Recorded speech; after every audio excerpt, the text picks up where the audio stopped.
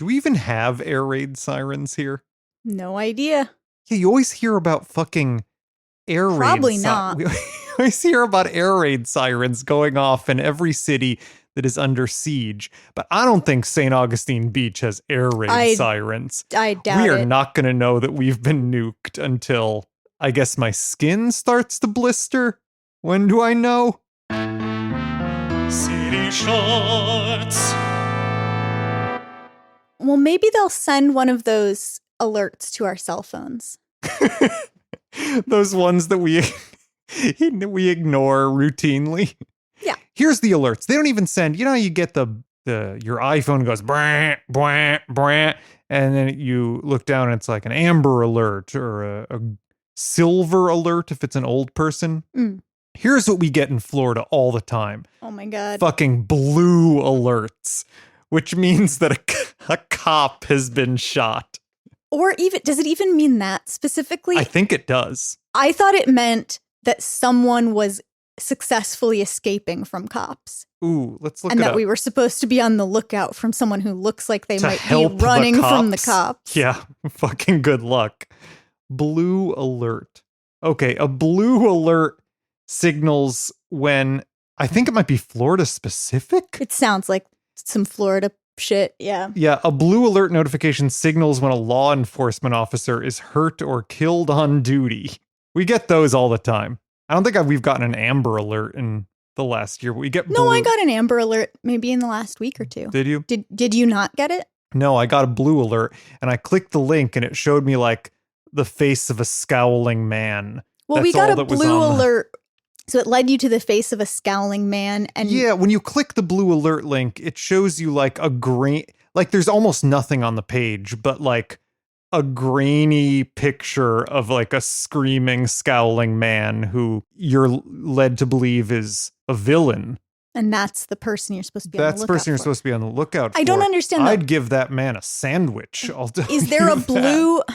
So you're telling me it doesn't matter whether the person who apparently they're holding responsible for injuring this cop, it doesn't matter whether that person is escaping? They could have someone in custody and they would send out a blue alert No, about I think it? they have to be on the lam still. Okay. But here's what they want you to do. They want you, if you see that person, to call them and say, hey, get on over here and kill this guy, right? Yeah. Because they are definitely killing that. I think I looked up this last guy, and of course, when they found him, the reporting is ambiguous, but engaged in a firefight that ended in that person's death. But in fact, they, I assume, murdered him in cold blood. Well, you have to remember that if a cop gets a boo-boo because they fall down because they slipped on A banana peel? a banana peel while they're in pursuit of someone, it's now that person's fault. Right. Yeah. And in fact, they can be charged like... With attempted murder. Yeah, like classically, when a cop is like careening around on a high-speed chase and they fucking kill run somebody someone. over Yeah. with their car, they charge the person they were chasing with the murder of that. Yeah. Fucking insanity. Do you remember when Trump was like, hey, you should go kill that Antifa guy? And then the cops went and killed that Antifa guy? Was that in Portland?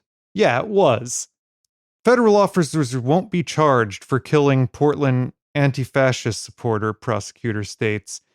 Remember, he just gloated about it after the fact. He said, they knew who he was. They didn't want to arrest him. And in 15 minutes, that ended. This guy was a violent criminal, Trump said, adding, and I'll tell you something, that's the way it has to be. There has to be retribution when you have crimes like this. Yeah, that sounds like I forgot him. that whole period where he was Oh my God. remember he was like, cops, do anything you want and I'll protect you? Yeah, I do remember that. Whew. Well, this whole past week has been an extra bad week. Setting aside the potential beginning of World War III, like prior to that, there was the, I guess, white supremacist guy in Portland who shot some people who were getting ready for a protest. Right. And then in a very rare case of an actual good guy with a gun, one of the Antifa folks who was there shot him. Not lethally, but did stop him from continuing to shoot more people. I mean, the guy killed someone and Right. injured others. And then someone actually did stop him by using a gun.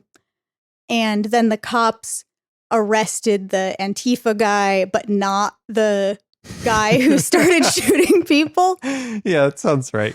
Until there was outcry and the DA dropped the charges against the person who was very obviously acting in self-defense. Mm. Yeah, big week for white nationalists. Nick Fuentes had that Groyper convention too. Yeah, He's they love Russia, and I don't I don't exactly get it. well, they love anything that's fascist, I think, and so they're into. Yeah, I mean they were like chanting Putin's name and like seemed to be on board with that whole deal at AFPAC, America First PAC, which like went on like opposite CPAC. Like they were happening at the same time, I think. I'm sure it's like when a scientific conference has a satellite conference for people who are particularly interested in a related topic and they want to have a more like intensive session about some topic that might be a draw to a number of the participants in the conference. Like if you've got CPAC going on, breakout session. you Yeah. want to have a little satellite Groyper conference.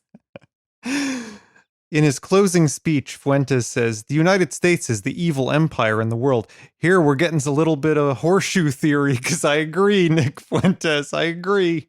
But then he goes on. Now they're going and saying, Vladimir Putin is Adolf Hitler, as if that isn't a good thing, he said. Oh, Jesus. The white nationalists chanted in response, Putin, Putin.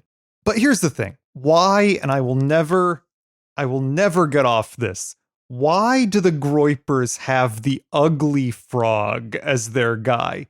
It's like the unsightly lumpy frog. It's not the Pepe. Well, Pepe is Pepe. Pepe is sexy compared to Groyper. well, Groyper is misshapen and yeah, my theory about this is that just like the cruelty is the point, the ugliness is the point. right. They love an aesthetic of. They love a repulsive aesthetic. They want things to be lumpy, asymmetrical, nonsensical, generally hideous. Anything that's ugly, they're into it because they understand that. Well, I think this is a little bit in the vein of that article, why do scammers always say I'm a Nigerian prince? Yeah. You want to get the people. They don't want the kind of Nazis who like shiny boots and crisp hats or whatever. They want the kind of Nazis who like to have, polo shirts and khakis at best. Like they like that it's in bad taste. It's ugly. Yeah. Right? They're appealing to a very specific subset. Hold on. This is the best. I'm sorry. I'm reading about AFPAC now. The Groyper conference. So Sheriff Joe Arpaio spoke there.